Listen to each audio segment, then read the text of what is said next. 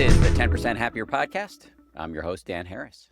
Today, we're diving into the secrets and also the controversies of the so-called blue zones. If you haven't heard of the blue zones, these are the places on the planet where people apparently live the longest and healthiest lives. My guest, Dan Buettner, has been playing a huge role in exploring and publicizing and popularizing the blue zones.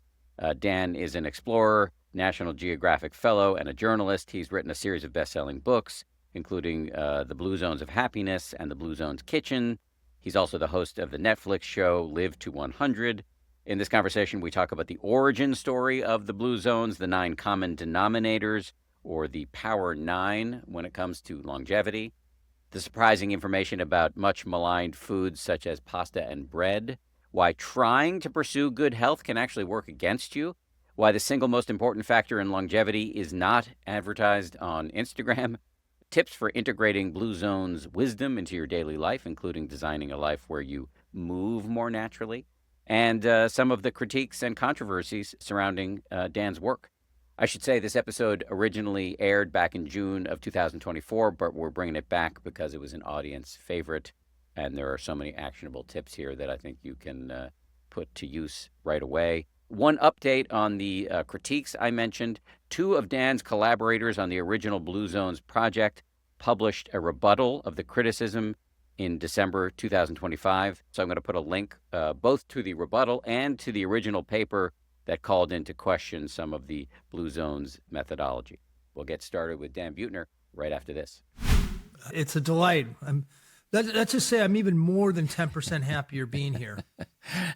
I'm happy to hear that. We'll see how you. We'll come back to you at the end and see what the percentage is. Yeah. Let me just ask you about the origin story of the blue zones. How did this whole thing get started? In a previous business, I was solving 2 mysteries a year. I had a whole staff, 14 people, and we had a big subscription base. And I was looking for a good mystery to solve. Most of our mysteries had been like, why did the ancient Maya civilization collapse? Or did Marco Polo really go to China? And we were hired by the Japanese government to find a mystery in Japan. And we looked at Bronze Age cultures and so forth. And it was actually my brother, Nick, who was working for me at the time, stumbled upon a report from the World Health Organization that showed that Okinawa, Japan was producing the longest lived disability-free people in the world. And I said, aha, now there's a good mystery. And in 1999, we did our first expedition there. We were there for about 10 days. And I was absolutely hooked because I was meeting people in their 90s and hundreds that were functioning like, 60-year-olds in the United States. And in a facile way, I was able to look at how.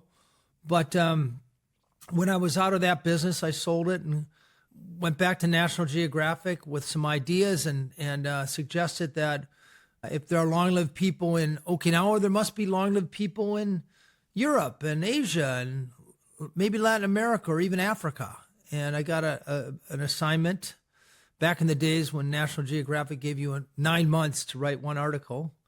And I got funding from the National Institutes on Aging to do it right. And to do it right means you hire demographers to find places where people are truly living a long time. And then since only about 20% of how long we live is dictated by our genes, if we found places where populations were living longer, and I'm talking 8 to 10 years longer than we do in the United States, we had a perfect study group to look for correlations and common denominators. And that is a very long answer to a simple question. That was not a long answer. You can go longer if you want. Essentially, you and your team found what are now called blue zones, which are areas around the planet where apparently people are living longer. I would go beyond apparently. It is a mathematical fact that they have lived longer over the last century and a half.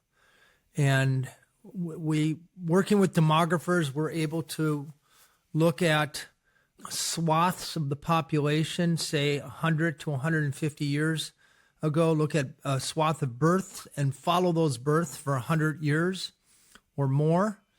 and correct for immigration and emigrate and find statistically, empirically, where people are living the longest. And that's what blue zones are. Whence the name Blue Zones? What's that have to do with? My colleague in Sardinia, Dr. Gianni Pes, he identified the Sardinian Blue Zone, and he did so by going village to village, looking at birth records since about 1850 and doing this exercise and counting how many centenarians have lived in these areas over the last 150 years. And ones that met the highest criteria, he put a blue check mark. And in the Nuoro and Ogliastra provinces of Sardinia, in the highlands and central highlands, there were so many blue check marks that it created a blue blob. And he referred to that area in the map as the Blue Zone. And it's between 5 and 8 villages. It changes from year to year, but the same region where you have about 10 times more male centenarians, proportionally speaking, than you would expect to see in a similar population in the United States. So you've been at this for about 20 years now. Am I correct? Yes. How many blue zones are there, and what are the commonalities? 5 blue zones. The longest lived males are in Sardinia, Italy. The longest lived females, Okinawa, Japan. In the Nicoya Peninsula of Costa Rica, you have the lowest rate of middle-age mortality. Also very high portion of centenarians there. In the United States, it's among the Seventh-Day Adventist in and around Loma Linda, California, but to a certain extent, all Adventists. And then our last blue zone was in Nicoya, Greece, very close to the coast of Turkey, where you have people living about 8 years longer with about half the rate of cardiovascular mortality and almost no dementia, which makes it an interesting outlier among even the blue zones. And is there something that people, or some things that the people in all of these places are doing that might be instructive for the rest of us? So there are 9 common denominators. I call them the Power 9. And then there's one organizing principle, which is really the important thing to pay attention to. But in general, people who are living a long time are eating mostly a whole food plant-based diet, between 90 and 100% whole food plant-based. It's a very high carbohydrate diet. About 65% of their caloric intake comes from things like whole grains, greens, tubers, nuts. Cornerstone of every longevity diet in the world is beans. And the reason we know that this is because we've found dietary surveys that go back about 100 years from all 5 blue zones, 155 of them in total. And under the aegis of Harvard University, we did a meta-analysis. And if you want to know what a 100-year-old ate to live to be 100, you have to know what he or she was eating as a little kid and middle-aged and newly retired. So it's mostly whole food plant-based. They have vocabulary for purpose. We know people with a sense of purpose live about 8 years longer than rudderless people. They have sacred daily rituals that help unwind the stress and the ensuing inflammation, which is part of the human condition. Okinawa, it's ancestor veneration. The Adventists pray several times a day. The Icarians and Costa Ricans take a nap, but just a way to lower that inflammation load that accumulates with the stress and the worry and the hurry of our lives. And by the way, their lives are no different than ours. They worry about the same things that we do. They drink a little bit every day, and I'm very familiar with the recent research suggesting that no level of alcohol is safe. But I can tell you people in blue zones, over 85% of people make, especially males, making it to 90 or 100 drink every day of their life. Most of the time was homemade wine, but nevertheless they're drinking. They have unconscious strategies to keep from overeating.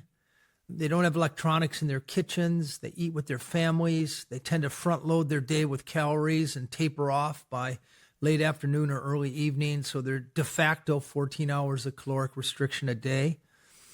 They tend to prioritize family, which doesn't sound very sexy, but if you keep your aging parent nearby as opposed to putting them in a retirement home, it conveys somewhere between 2 and 6 extra years of life expectancy.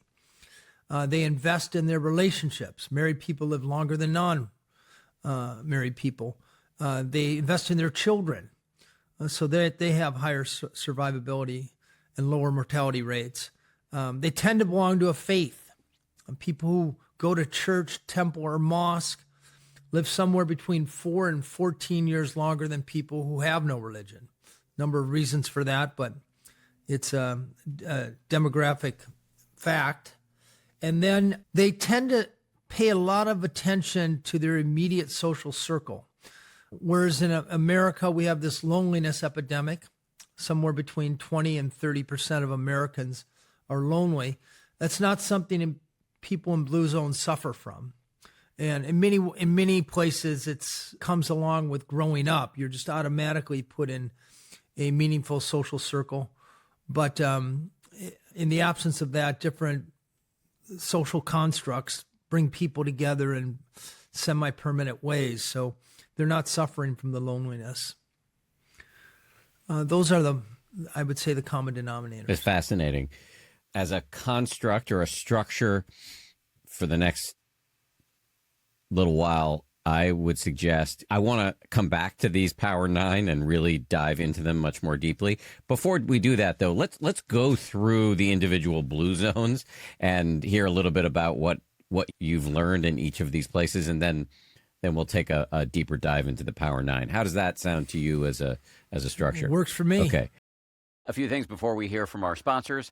I don't know if you know this, but I've been writing a newsletter for the last couple of years. I would love for you to come check it out. It's free. You can sign up at danharris.com. Every Monday, I drop into your inbox a little nugget of wisdom and sanity that you can operationalize in your life immediately. This is an actionable practice that I'm dropping into your data stream that really can color the rest of your day.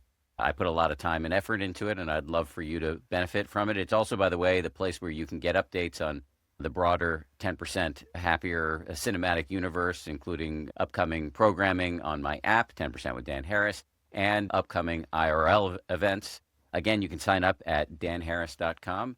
I'd love to have you reading the newsletter, and we will be right back after this.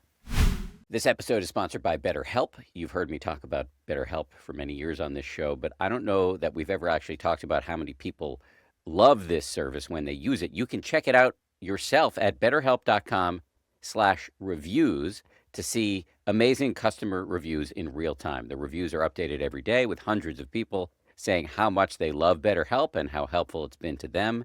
Please visit betterhelp.com/reviews to see for yourself.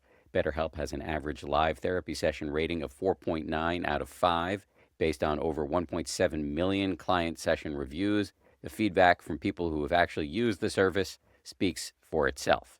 BetterHelp therapists have at least 3 years and 1,000 hours of hands-on experience. They also hold all required education, training, and certifications across a range of mental health specialties. See the reviews, see what stands out, and see if BetterHelp is right for you. Visit betterhelp.com/happier. That's betterhelp.com/happier. Sure. Okay, so you mentioned Sardinia. What's going on in Sardinia that people are living? It's the mountains, if I've got it correct. And what's going on there? What's their lifestyle like, and what can we learn from that? So Sardinia is unique among the 5 blue zones insofar as that the people there are actually a Bronze Age culture, originated in what is today Spain about 13,000 years ago, and moved their way through southern France and probably arriving in Sardinia about 11,000 years ago. And unlike a usual Mediterranean population where you have a patriarchal society, the people in the blue zone have a matriarchal society. In other words, women are the heads of the household. They manage financial affairs. They're usually behind the defense of the village. They just have a different set of practices, ancient music. They tend to be poets, about 20 times more poets among males than you would expect to see in equivalent population in the United States. They, until very recently, they ate a variant of the Mediterranean diet that was very high in fava beans.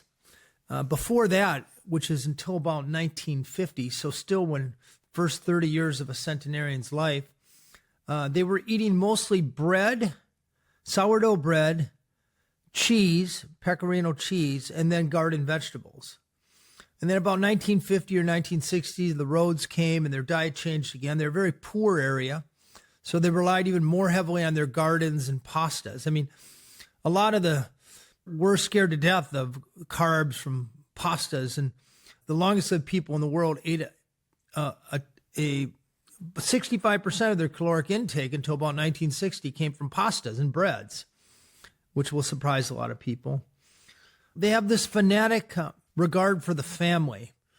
The reason, and for neighbors, the reason is because throughout history, even though they spread throughout the entire island of Sardinia, when the successive waves of people, the Phoenicians, the Arabs, the Romans, they were always subjugating these people. And by about the time of Christ, this founder population, Blue Zone population, realized that they were just better off retreating into the mountains and setting up almost fortress-type towns and sticking together against outsiders. They developed a reputation for being barbarians. In fact, their region was given the name Barbacha, which has the same root as the word barbarian, and became very feared people. But in fact, they're lovely people. They defend themselves as needed, and as a result, they became very inward focused and remote. Their things didn't evolve as quickly there. And the language they speak is the language most similar to the Latin the Romans spoke 2,000 years ago. They still sing the same songs. That you still see the same sort of dress people wore in the Middle Ages during festivals. Until very recently, their diet hadn't changed. I wrote this book called The Blue Zone's Kitchen, where I went and sat in old ladies' kitchens and I captured their recipes. And when I asked them what the origin of these recipes were, they said, it's always been with us. These are recipes that evolved over the millennia. So they're living this very ancient way of life, and the mountains have helped keep out the forces of the standard American diet and modernization, which we've seen always corrodes the health and longevity aspects of blue zones. I'm keying in, perhaps unsurprisingly, to the pasta and sourdough bread part of this. I love pasta and bread, and I don't deny it to myself, but I don't deny myself pasta or bread, but I think a lot of people do, and there have been times in my life where I did. So why do pasta and bread have such a bad reputation, and is it entirely undeserved? Well, there are some theories that American pasta and bread contain glyphosate because of the pesticides used on wheat fields in America. Also, it's the process. When you have a true sourdough bread, as is what is consumed in Sardinia, it's always slow fermented sourdough. So it's leavened not with the industrial yeast, but rather lactobacillus. And in that process of that slow fermentation, about 98% of the gluten is metabolized, so it's very low gluten bread.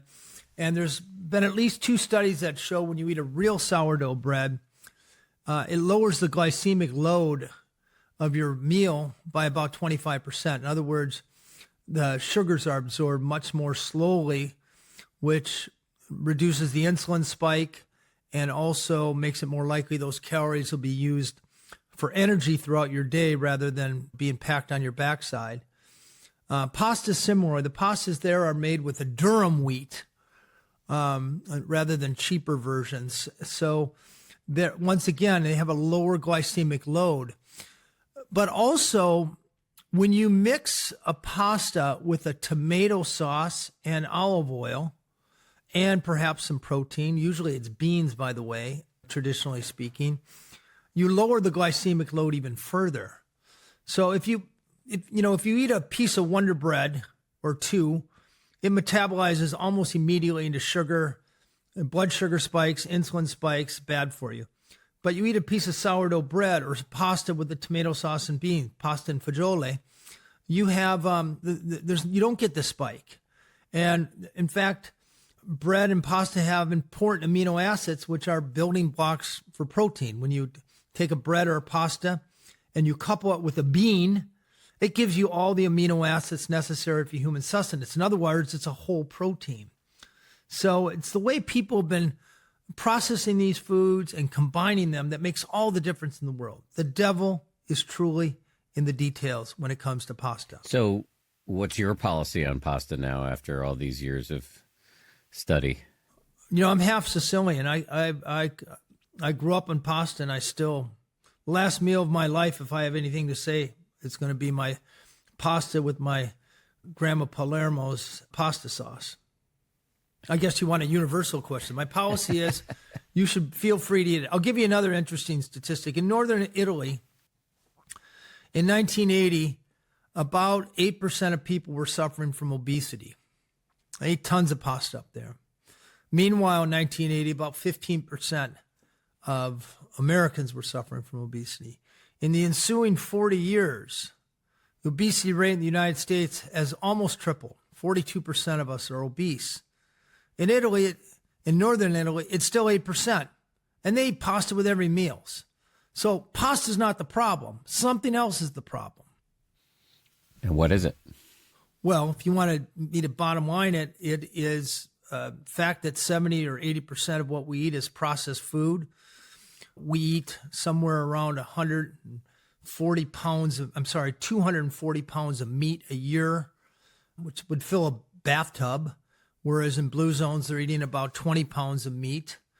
They're eating maybe 3 eggs a week, very high quality, low quantity cheese, very little fish. Like I said, they're eating mostly a plant-based diet as opposed to our diet that's far too heavily reliant on animal products and processed foods with added sugars and flavor enhancers, etc.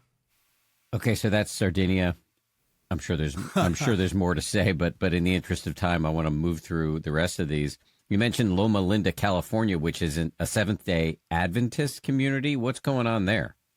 They're conservative Methodists who distinguish themselves from other Christians in that, number one, they evangelize with health. Many of the biggest hospitals in America, down here in Florida, for example, are run by Adventists, and they're run very well, by the way. But they also celebrate their Sabbath not on Sunday, but on, as the Bible prescribes, the seventh day, which is Saturday.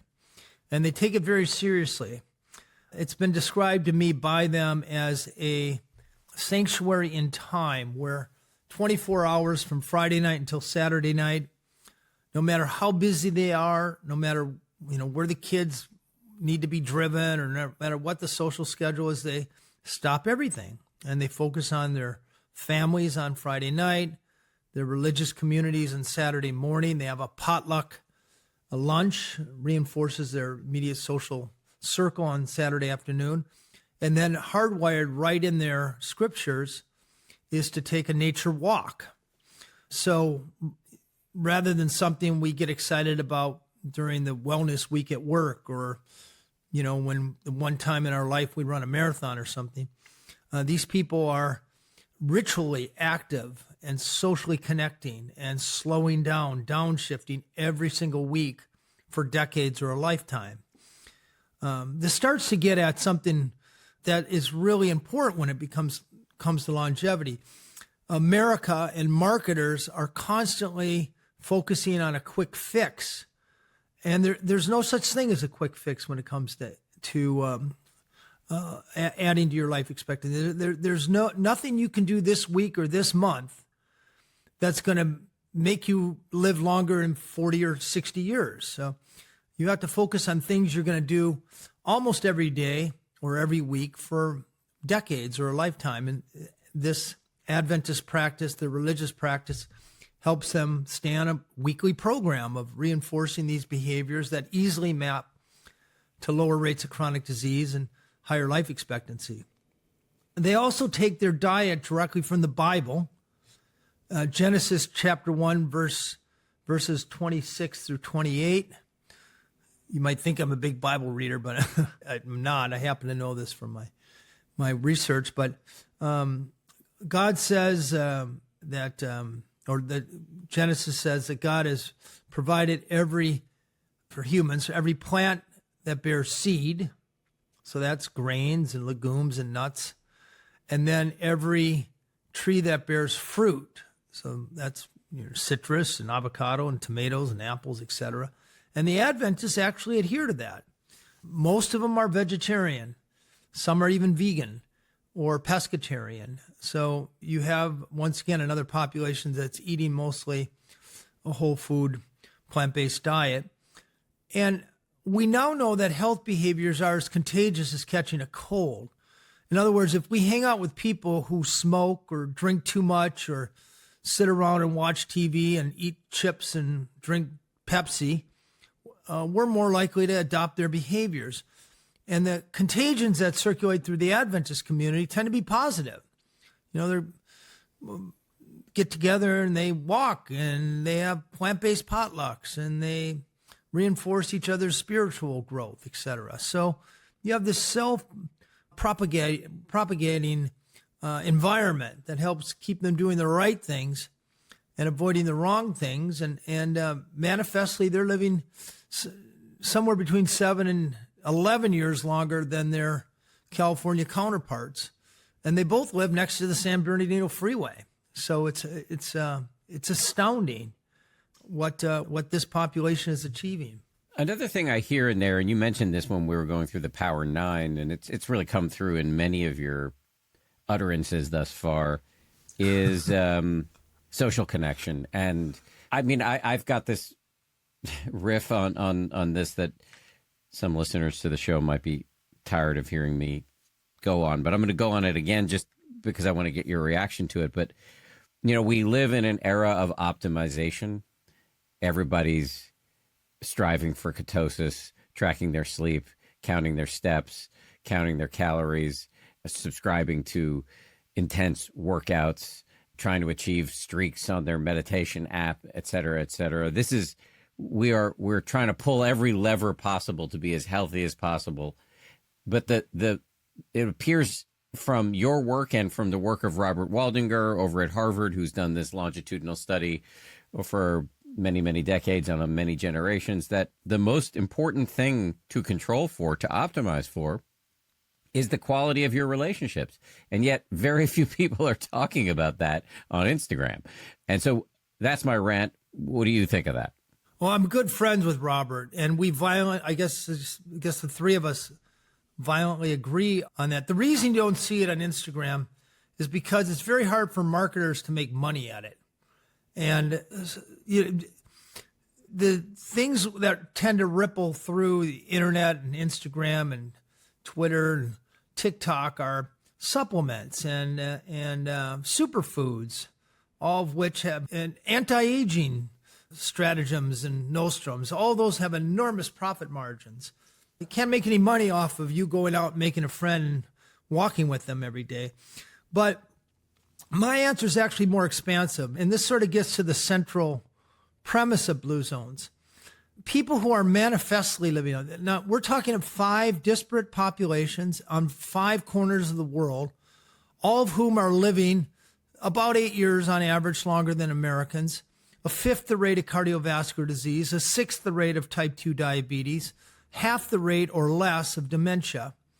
None of them are tracking their steps or taking superfoods or, running down to Costa Rica for stem cells or any of this other poppycock that the internet sells us for living longer.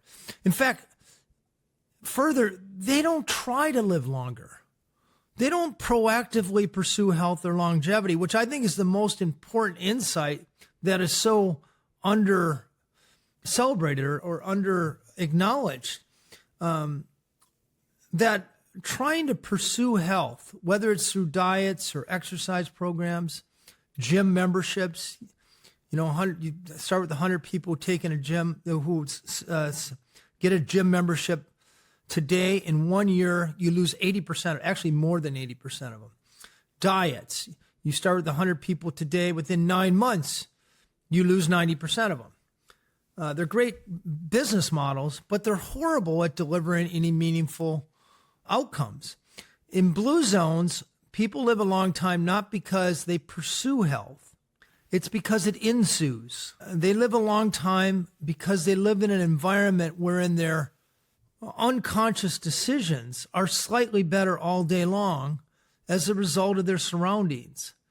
And if we want to see a healthier America, and as your listeners, if they want to live longer, lose weight, get more exercise, eat better, they'll get a far better return on their effort, time, and money by shaping their environment than they ever will by buying a gadget or thinking they're going to change their behavior for long enough to make any difference. They won't. Or maybe single-digit percentages will. People with inhuman discipline or presence of mind, but that's almost none of us over the long run.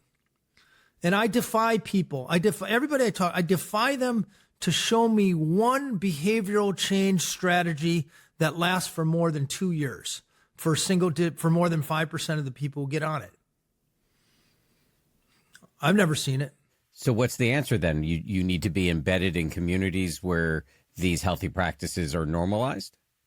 That's the easiest way, and it's not as hard as you think.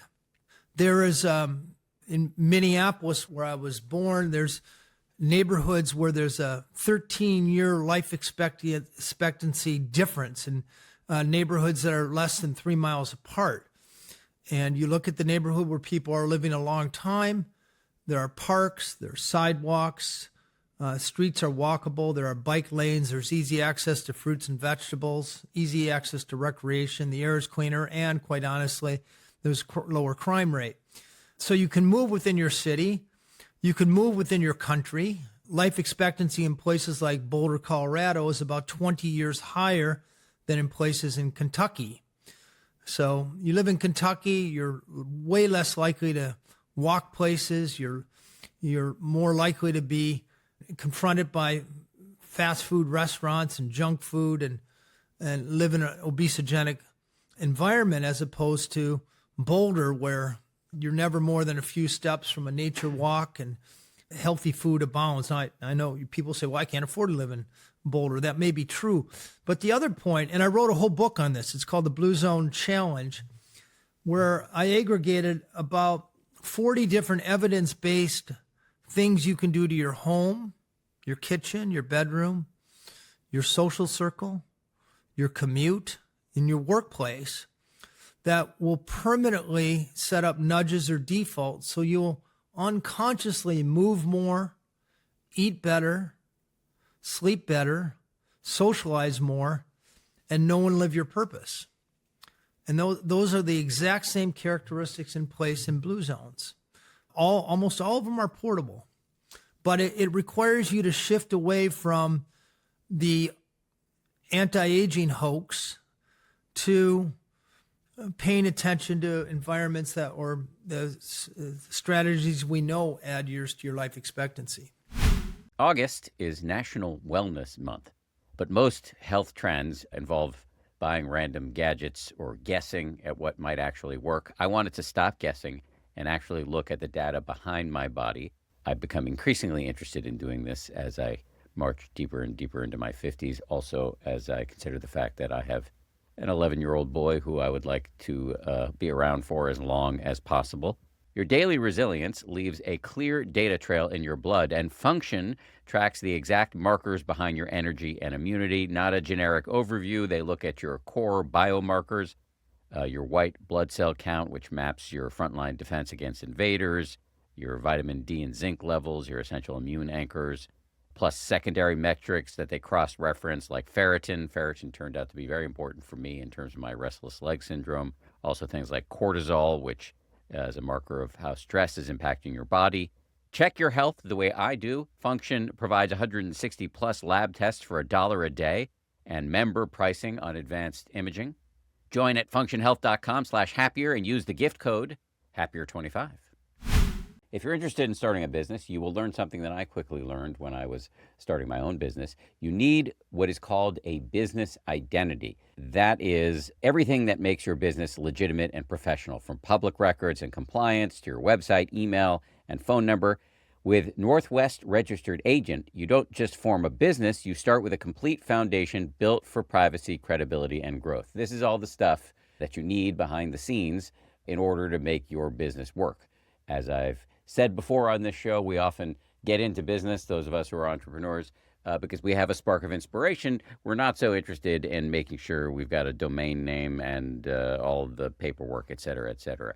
And for that, you need a solid, trusted ally, which brings me back to Northwest Registered Agent. They've been helping small business owners and entrepreneurs launch and grow businesses for nearly 30 years. They're the largest registered agent and LLC service in the U.S. with over 1,500 corporate guides. These are real people who know your local laws and can help you and your business every step of the way. Don't pay hundreds of thousands of dollars for what you can get for free from Northwest. Visit northwestregisteredagent.com/happierfree and start using free resources to build something amazing. Get more with Northwest Registered Agent at northwestregisteredagent.com/happierfree. Can you give me just a few examples, give us a few examples of these, I think you said 40 little changes we can make around our homes and social circles to get us closer to the blue zone effect? So I'll remind you that this is the sum of lots of little things. In blue zones, there's no one big thing. So you may say, well, that doesn't sound very big. But removing the toaster from your counter. Cornell Food Lab showed that if you have a toaster on your counter, after 2 years, you weigh about 6 pounds more than the same, than the control group, than the study group who removes their toaster. Establishing a junk food drawer where you put your junk food either down low or way up high or around the corner in the pantry. Most of us are on what I call a seafood diet. We eat the food we see. So if you have a bag of chips with a clip-on on your counter, you're way more likely to eat that than you will if you have a fruit bowl. We know that if your 3 best friends are obese or overweight, there's a 150% better chance that you'll be overweight. So changing your social environment by proactively adding people whose idea of recreation is walking or playing pickleball, who care about you on a bad day, who challenge your mind, it's not a bad idea to have a vegan or vegetarian in your immediate social circle because they're going to show you where and how to eat more whole food plant-based as opposed to your friend who's, beef obsessed. One time learning how to take the bus to work as opposed to driving all the time. So having what you have to do it once, but automatically buying a bus pass for the next 6 months. Having shoes, buying a comfortable pair of tennis shoes and parking them right next to your door so you're reminded to walk. Buying a high-quality bicycle that's comfortable for you. We know, by the way, that just taking a public transportation to work lowers your chances of dying from cardiovascular disease by about 19%. So I say that's changing your commute environment. So these are a few examples. Because driving is just so stressful, being in traffic? Well, Daniel Kahneman's research that on a day-to-day basis, the activity we hate most is driving, the one that causes the unhappiness. But also, so you get the stress from driving, but because you're driving, you're therefore not walking. Gallup also came up with a recent study that showed that the number of people you wave to every day is highly correlated with your overall happiness and health. Very hard to wave to people when you get in your car, in your attached garage, drive downtown to an underground garage and take the elevator to your office. So it's both the opportunity cost and the activity itself that are creating lower life expectancy. In blue zones, nobody exercises. There's no CrossFit. There's no yoga class, no Pilates class. Nobody's running there's no blue zone marathon. But they live in communities where every time they go to work, a friend's house or out to eat, it occasions a walk. They're taking about 8,000 steps a day without even thinking about it, just getting around. They have gardens out back, usually 2 to 3 seasons a year. So they're out there bending and lifting and low intensity physical activity. They have, their houses aren't full of mechanical conveniences to do their own work, knead bread by hand and grind corn tortillas by hand.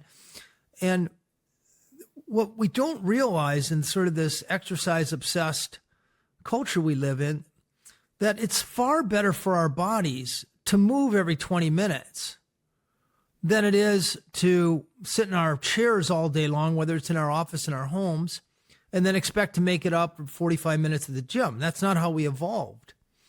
If you're moving every 20 minutes or so, like people do in the blue zones, you're keeping your metabolism higher, and you're burning considerably more calories than you would trying to do it all in one 45-minute burst at the end of the day. Yeah, this just all goes to support the notion that you're way better off living in an environment that nudges you unconsciously than to try to consciously pursue it, as is the case with exercise. Just curious, do you exercise or do you just try to move every 20 minutes or both? Well, I'm very, I live in Miami Beach here, the very southern tip, and I'm looking at the ocean, in which, I can't wait to go jump in and swim at the end of the day. I have 20 restaurants very nearby, Whole Foods that I bike to. I do most of my calls walking around. So I live in an environment, a neighborhood that's very easy for me to get healthy food, to recreate, to get physical activity, and to walk. But I happen to also love, exercise in the more traditional modality. And I usually get out and do something every day. So it's a yes and. You're not sedentary 23 hours and 15 minutes and then 45 minutes of working out. You do some working out, but your life is designed to move naturally. Correct. And I don't exercise in the way most people exercise. I'm not competitive. I'm not, it's not in my outlook. It's not a chore. It's part of my day. I really make it a rule for myself. 2 rules. 1, I'm going to do something every day. But the second part of it is that I enjoy. Today it might be swimming. It might be, I have a fat tire bike. I go pedal in the sand. I have a bunch of friends who play pickleball or padel. Maybe it's to go out with them. I do go to a gym, but it's very social. And I go down there and I listen to my favorite podcast, 10% Happier, and lift weights and stretch a little bit. And it's a joy. It's not a chore. The minute it becomes a chore, people stop doing it.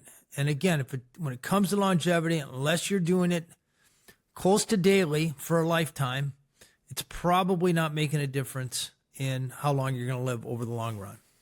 Let me go back to something small. This was at the beginning of your list of little nudges and hacks that you can do around your house to make it more conducive to longevity. You said something about ditching the toaster, and maybe I'm being obtuse, but I didn't quite understand why having a toaster could have deleterious effects. Because there's almost nothing that comes out of a toaster that's good for us. Most of the breads and the Pop-Tarts and the bagels, it's not good. It provides a prompt for you. We walk through our kitchen a dozen times a day. You don't remember you're hungry until you see the toaster and you say, "Oh, toaster." You go into our pantry and we find that raisin cinnamon bread or white bread that we're going to put butter and jam on, whatever it is, or Pop-Tarts, and we pop it in our toaster. Again, it's what we see, as opposed to having a high quality fruit bowl. He's walking to get his fruit bowl. Now he's returning with said fruit bowl. That looks like that's on my It counter. looks like a still life. Well, it's avocados and tangerines and limes and lemons, and that's what I see. So when I'm hungry, I'm way more likely to pick this up than to put something in a toaster that I'm going to put butter on, or the worst thing is chips. Those chip clips, those are the worst.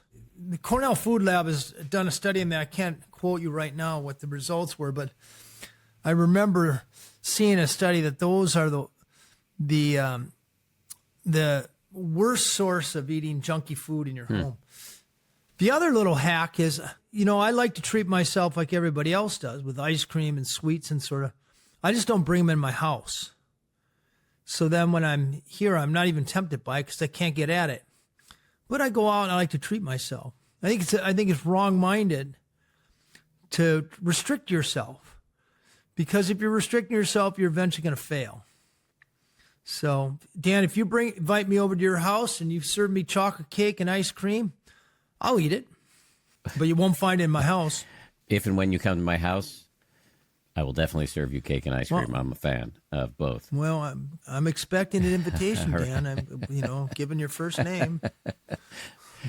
Let's keep going through some of these blue zones just so we can get some more flavor of the locales. Another one, and I'm probably going to make a mincemeat of this name, but it's an island in Greece, Ikaria.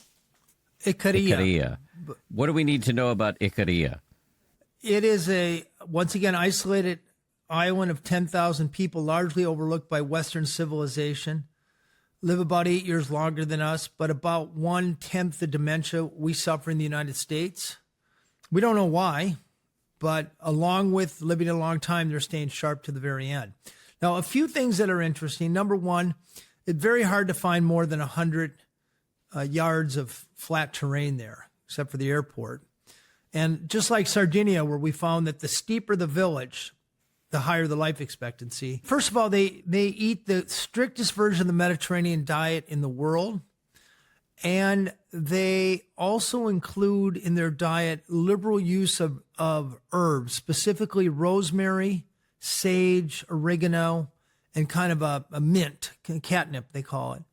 And these herbs are used not only for medicinal purposes and to flavor food, but as teas, largely because they weren't importing coffee, but they liked warm beverages. So they just go into the fields or their backyard and they take these herbs, which grow like weeds, and they make infusions from them.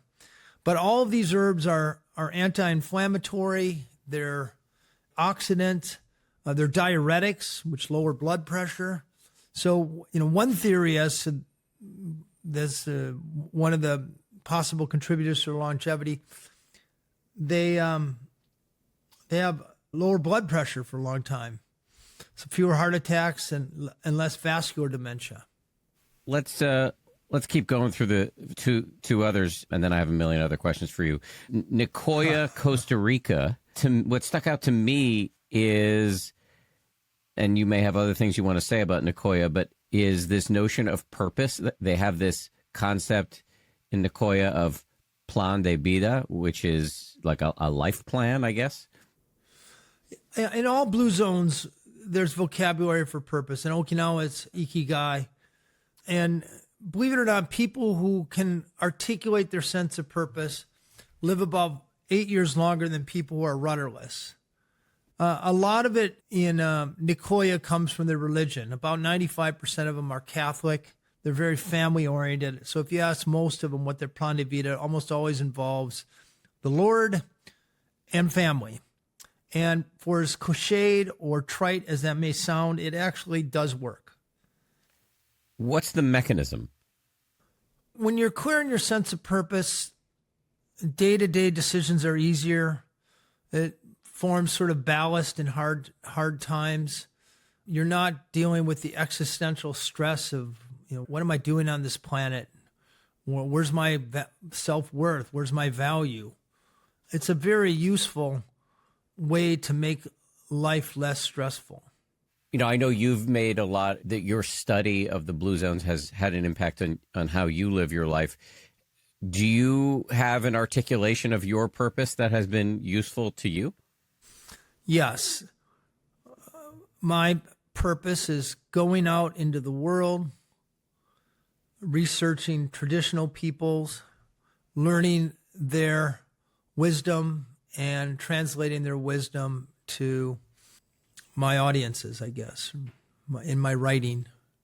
I've done that 40 years ago, my first quote-unquote job after college was biking from Alaska to Argentina. And I biked around the world. Then I biked across Africa. And in a more superficial way, I wrote books, and I wrote for Outside Magazine and Chicago Tribune. And then I did a series of these expeditions that solved mysteries.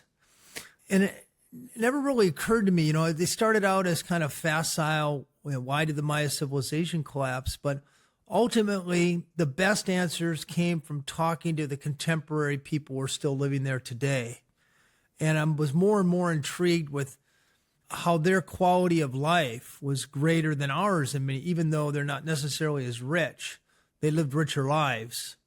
And Blue Zones is the summation of that. And my book's Blue Zones of Happiness also, sought to even delve into that notion even deeper. It reminds me of, I think it was Benjamin Franklin who observed that there were so many white people running away and joining indigenous tribes, but never the opposite, or rarely the opposite. I believe it. A lot of these people go to these blue zones and never come back, especially in Costa Rica, because once you start living there, maybe you're not living in as big of a house or shopping at Costco or driving a fancy car, but the quality of life, it's an important aspect. I mean, you're familiar with the Gallup's life satisfaction data. When you look at these blue zones, they're all in the top quintile of the happiest places in the world. And in fact, Costa Rica, which is near the top in positive affect, is also a blue zone. We spend about $83 billion a year on anti-aging. None of it's been proven to stop, slow, or reverse aging in humans. And even if it does work, it would probably just prolong a crappy life. Meanwhile, in blue zones, they're living a long time because they're growing their own food, and they live close to nature, and they walk to their friend's house, and they eat with their families, and they go to church or temple on Sundays, or they slow down. They know their purpose, and their path for an extra 8 to 10 years is joyous. And that's the real value proposition. Staying on the subject of purpose, and this will get us to the fifth blue zone. You mentioned in the context of Okinawa, the Japanese island, this notion of ikigai. What is that? It's basically purpose, but it always has a altruistic dimension to it. In other words, it's not just pursuing your hobby.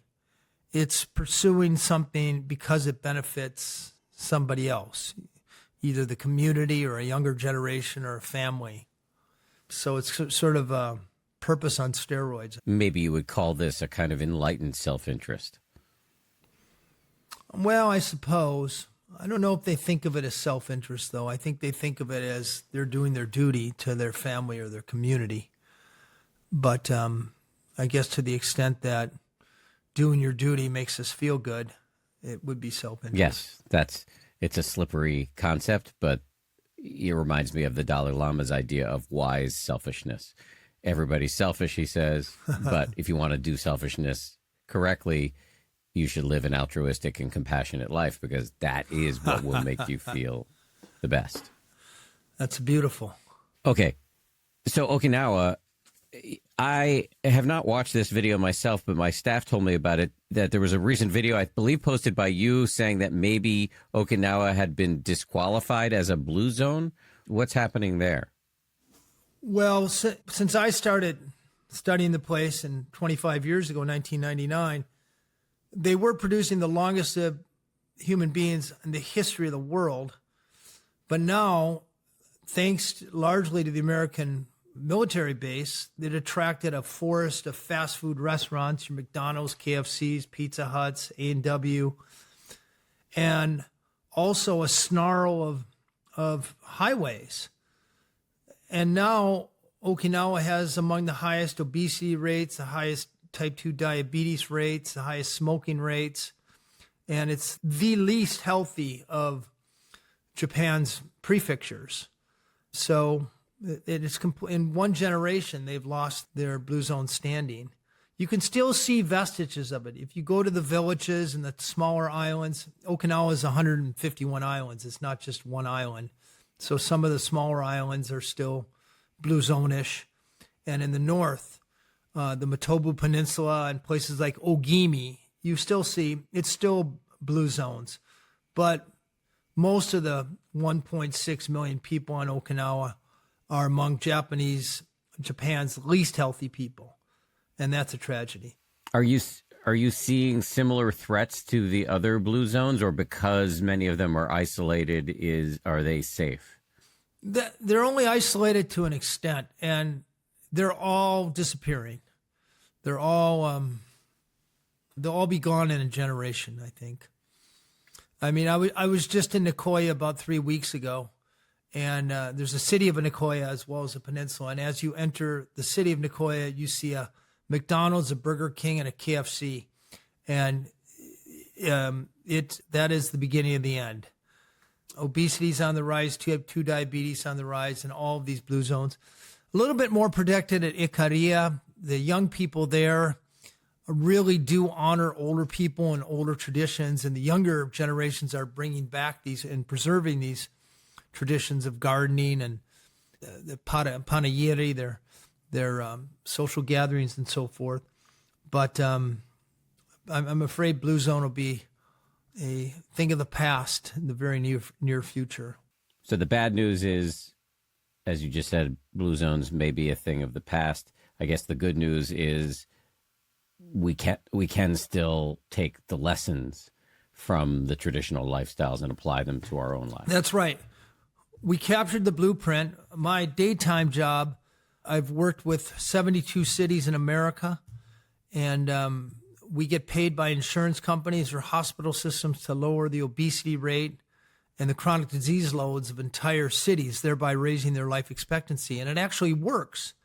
And it works not by trying to convince 1 million people to change their behavior, but it works because we change people's environments. So the healthy choice is the easy choice or the unavoidable choice. And therein, blue zones will survive.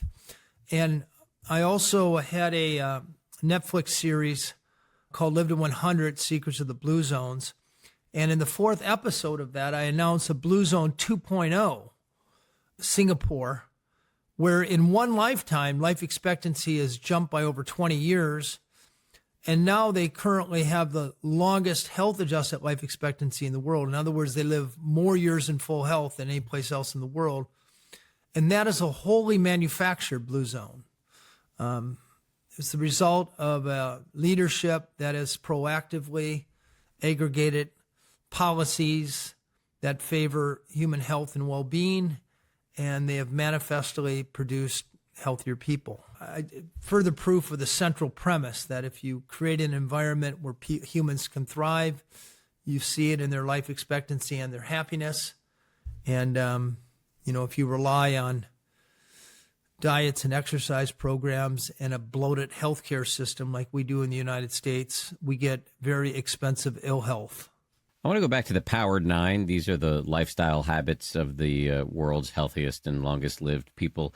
You ran through you kind of did a drive-by of them, and then when we were talking about the specific blue zones, you said a lot about many of these, but I'm just going to read them quickly to the audience and then pick a few where I feel more could be said.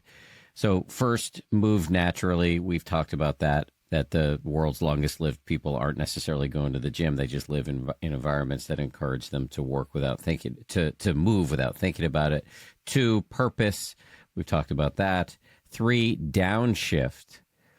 Might be worth stopping on this for a second. I know we've touched on it a little bit, but it seems like life in a blue zone has built into it breaks that many of us, in our headlong effort to check things off our to-do list, do not have in our lives. So what more would you say about that? I would say our grandparents knew it. I'm not a religious person, but prayer is a pretty good strategy to slow down and take the focus off of whatever you're busy with onto something else. Taking a nap. You see it throughout the Mediterranean area in Europe. People taking a siesta. You see it in Latin America as well. But we know people who take a nap, they lower cortisol levels.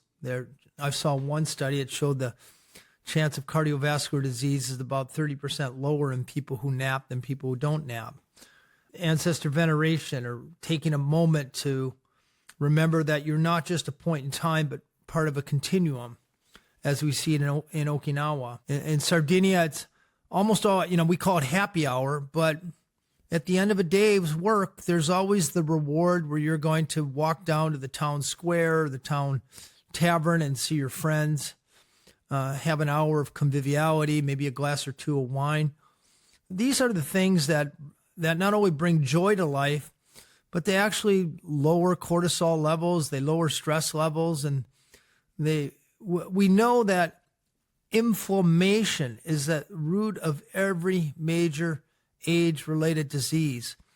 And if you're muscling through your day, you're working 9 hours a day, you drive home, your hour-long commute, it's stressful commute, you get home, your kids are screaming or kids are hungry, you got to bring dinner together quickly, you go to bed late and tired, you wake up tired. Sure, that might be a recipe for making more money, but in Blue Zone, that whole process is slowed down without the hormones, and could very well explain much of their 7 to 8 years life expectancy gain. Thanks for that. Number 4 on the list is the 80% rule, which I also think bears some explication from you. It has to do with not overeating. Can you explain it?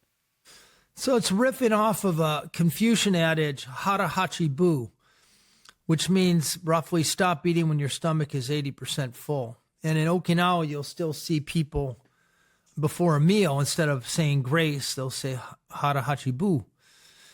So I expanded it a little bit to evidence-based strategies to keep from overeating. And a few things we know work: taking TV screens out of the kitchen, eating with family, saying some prayer or some gratitude before a meal to put some punctuation between your busy life and your meal time, front-loading your calories at the beginning of the day, and eating a light dinner and then not eating for 14 hours. These are all strategies to keep from overeating. This runs right in opposition to where we've been marketed for most of our lives, this idea that we need more nutrients. Every power bar and every vitamin fortified cereal and vitamin D fortified milk, we've been told for decades that the path to health is through these additive minerals and vitamins and nutrients. But actually in Blue Zones, it's about taking calories out of the meal, not adding new things to it. I love that. Number 5 on the list is plant slant. We've covered that many of these people are not eating too much meat. Number 6 is wine at 5, which you also talked about, that folks are drinking alcohol moderately and regularly. How do you square that with, and I know you referenced this earlier, the more recent data that suggests that alcohol is basically poison at any dose? First of all, I know it's not mutually exclusive with living a long, healthy life, because these people are manifestly living 8 or 10 years longer, and they're drinking every day. And obviously you can't draw a causal relation, but you can, and maybe if they didn't drink at all, they live 2 or 3 more years, or maybe not. But I think these studies miss the healthy byproducts of drinking. Coming together around a glass of wine as part of a daily ritual that socializes people and sheds stress. It's the fuel for these parties, these panegyris, which ultimately are fundraisers for the village and cement social bonds. Also, the type of alcohol they drink in Blue Zones these studies are done with alcohol. Well, when you drink a Blue Zone, a Continental, for example, in Sardinia, that has the highest levels of polyphenols of any other wine in the world. One of those polyphenols is known to reduce inflammation of the endothelia, the lining of the arteries. So when you're drinking that every day as opposed to a margarita or a beer, biochemically the results could be hugely different.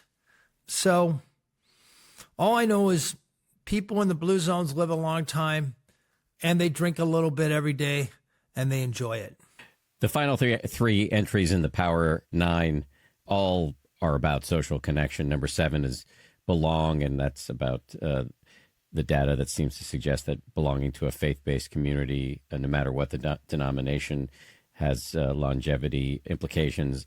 8 is loved ones first, people putting their families first, which we've talked about. And 9 is having the right tribe, being in a tight-knit social circle that lasts for quite a while.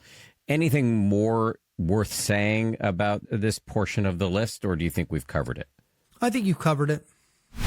Buying glasses, online or in person, can be a gigantic pain in the you-know-what, and even worse, eye exams. Being able to see is often just super complicated, more complicated than it needs to be, which is why my wife, who has many pairs of glasses and many prescriptions, has been so enthusiastic about Warby Parker, both online and in person.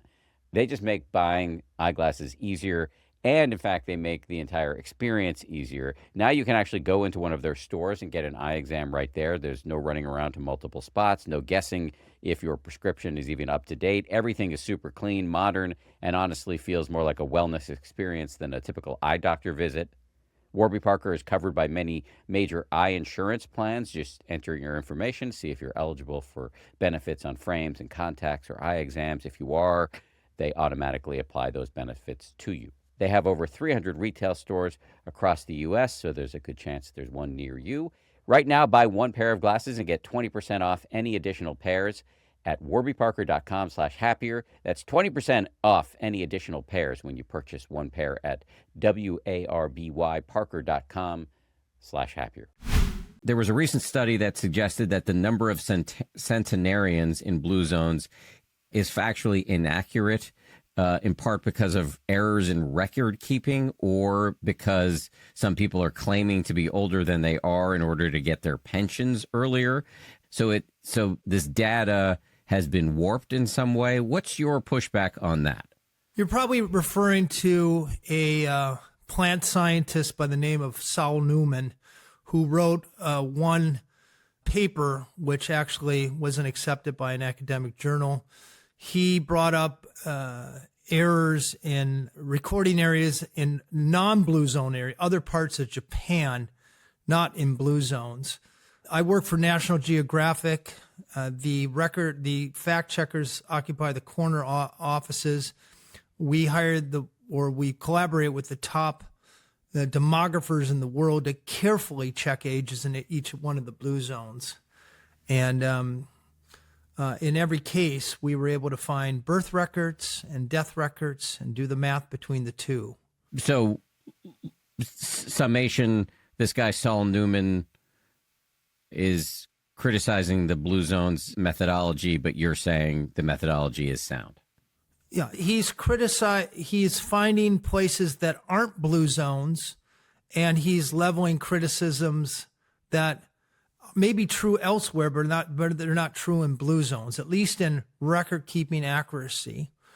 He also correctly, as an effort to undermine Blue Zones works, he cites Okinawa's high rates of obesity. But what he doesn't do is go back 25 years when I started my work to discover that actually then it was the highest. They were producing the longest lived people in the world. And it has deteriorated in the last 25 years. Nothing I can do about that. It's something I readily acknowledge in my writings and in Netflix. But it no way undermines the fact that they did live a long time, and that there were a set of attending characteristics that went along with that longevity. Let's talk about the diet. There have been some folks who've said that the Blue Zone diet is based less on solid science and more on speculation. How solid, in your view, is the science of the Blue Zone diet? So the criticisms are usually from the carnivore crowd who go to Sardinia or Okinawa today and they look at what people are eating today, and they correctly see that people are eating a lot of meat. My work, however, and I wrote about it in the New York Times Sunday magazine article, The Island Where People Forget to Die, and also the book called The Blue Zone Solution, which was a 2-time New York Times bestseller.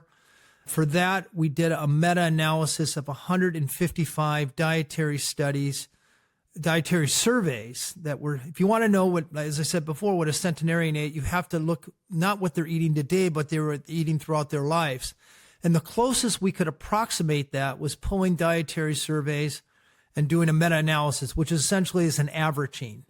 And is it 100% accurate? No, but it's the best available. And it's very clear that in all of these places, these were poor areas. There weren't any McDonald's. People didn't have enough money to be able to eat meat more than about once a week. There were no processed foods. So to assert that somehow I've made this up is just foolishness. What, did they somehow import burgers from the mail or something like that? They just weren't around to eat. What was around was peasant foods, beans and grains and sweet potatoes and tubers and vegetables they could get in their gardens and greens that were available. Yes, they did have a family pig, which they butchered once a year. They might have had a few goats. There weren't cows in blue zones except for the Nicoya Peninsula. So I stand by my work. And have there been any longitudinal studies on people on the blue zone diet as you prescribe it? I don't prescribe anything. I simply say, here's what the longest lived people have eaten over their lifetime. You can do what you want. And what about the fact that the diets are often hyper-localized? You know, there's raw honey in Greece, the sourdough bread that you mentioned in Sardinia, squash in Costa Rica. Can the recommendations be translated to Des Moines and Dubuque? I don't see why not. I mean, all of the products eaten in blue zones are available in Des Moines. You may not have the exact same honey, but anybody with an Amazon account can get Icarian honey delivered to their house. If you want to mimic the way people in any one of the 5 blue zones eat, and you can very easily do it in the United States. For much cheaper, by the way, than you would spend eating steaks and having customized meals delivered via Amazon. One last critique I want to run by you has to do with the Blue Zone checklist that you talked about before, the 40 or so tweaks that we can put into our environment to get our lives closer to the way life is lived in the blue zones. And this is a quote from one paper that looked at the checklists. It said that the checklists assume that an individual lives in an environment that allows pets, has space for a garden, has a garage, and a separate space for an exercise area. The implication being that the checklist is, not universally accessible to people who don't have a bunch of dough. Is that a fair critique? I didn't know that study existed, and I'm kind of flattered that somebody would take the time to critique it. There's about 40 things, and it's a multiple choice. It's the more that you can check off, the bigger impact it would have. But I mean, if you have a kitchen, most of what I suggest you do to your kitchen is easily implementable. The most powerful part of that checklist is, I would argue, is optimizing or curating your immediate social circle, which anybody can do, no matter how rich or poor, to a certain extent, I guess. So, yeah, not everybody can do everything on that list, but if you get half of them in, I would bet that your weight drops and your life expectancy goes up. It's super interesting to talk about this with you. Are there things you were hoping to talk about that we didn't get to? No, I think we covered it pretty well. Yeah, we covered it well. I've been at this for 20 years, and the central premise of blue zones, if you want to live longer, don't try to change your environment. Don't try to change your behavior, change your environment. I think that's the most important takeaway. I guess a couple interesting things. There's an association between eating beans and higher life expectancy. People who eat a cup of beans a day live about 4 years longer than people who get their protein from less healthy sources. A handful of nuts a day is associated with about 2 extra years of life expectancy. People are interested in easy longevity hacks, and those are 2 of them. And, I've written 6 books on blue zones. 4 of them are New York Times bestsellers, and I'm proud of them. And if people have any other questions, I'm at Dan Buettner on Instagram, and I answer all my questions, all my direct messages personally. That's very cool. You're making me sheepish about the fact that I don't answer. I answer a fraction of mine. And I suspect I get a fraction of yours. Let me just go back to beans for a second, because I was a vegan for 5 years. Now I'm mostly plant-based, but I do eat some animal products. And one of the reasons was I just could never build up a tolerance for beans. Even with taking Beano and whatever, it made me very unpleasant to be around for reasons that I'm assuming you can put together. Any thoughts on that? Okay, there are outliers, and you might be one of the outliers that will just never be able to metabolize beans very well. But your gut has about 100 trillion bacteria in it. Most of them, the bacteria are almost 100% responsible for extracting energy out of our plant food. Those 100 million bacteria, most of them depend on their survival fiber or plant-based material. There's no fiber in meat. If you feed your gut meat and cheese and eggs, the bad bacteria start to proliferate. Whereas if you feed it high fiber food like beans, the good bacteria proliferate. So the good bacteria are the ones that take fiber and they convert it into short chain fatty acids, and which make their way into our bloodstream, and they provide energy for our cells. They lower inflammation. They fine tune our immune system. They're the precursor to a lot of the feel good hormones. If you're not eating fiber, you're not getting that. To your question about beans, often if people start with just a tablespoon or 2 of beans and work up to a cup gradually over 2 or 3 weeks, they sort of prune their bacterial garden such that they can handle the beans, as opposed to starting today with a cup of beans. It might be too much for people who aren't used to eating these high fiber diets. I like the sound of that. Start small. Dan, you mentioned your 6 books. Can you just remind us of the names of some of them, any that come to mind, and also remind us again of the name of your Netflix show, which was and is super popular? Thank you. Blue Zones, 9 Lessons from the World's Longest Lived People, The Blue Zone Solution, Blue Zone Kitchen, which was a cookbook. It was a #1 New York Times bestseller. Blue Zones of Happiness. And the Netflix show is Live to 100, Secrets of the Blue Zones. And then in all Whole Foods, I have Blue Zone Kitchen frozen meals, which are formulated for longevity with a maniacal focus on deliciousness. So I'm starting to create a retail environment of healthy eating as well. Dan Buettner, thank you very much for your time. Dan, it was a delight. And you'll be pleased to know that I am now 19% happier. So we're trending. Your show works. I love it. May also be the fact that you're now free to go swimming in the ocean, but I'll take it. That might. No, real delight, Dan. Nice to spend time with you. Thank you so much to everybody who works so hard to make this show. 10% Happier is produced by Tara Anderson and Eleanor Vasili. Our recording and engineering is handled by the great folks over at Pod People. Lauren Smith is our managing producer. Marissa Schneiderman is our senior producer. DJ Kashmir is our executive producer. And Nick Thorburn of the great indie rock band Islands wrote our theme. Also, one last thing before you go, remember to sign up for my new app, which is called 10% with Dan Harris. You can sign up over at danharris.com. On the app, you'll find a growing library of meditations from world-class teachers, ad-free access to the full expertise of our podcast guests, meaning you'll get this podcast with no ads, exclusive live stream events, which we do weekly, sometimes twice a week, robust discussion threads to connect you with our team, with our teachers, and with one another. There's a free 14-day trial if you want to try before you buy. Peace.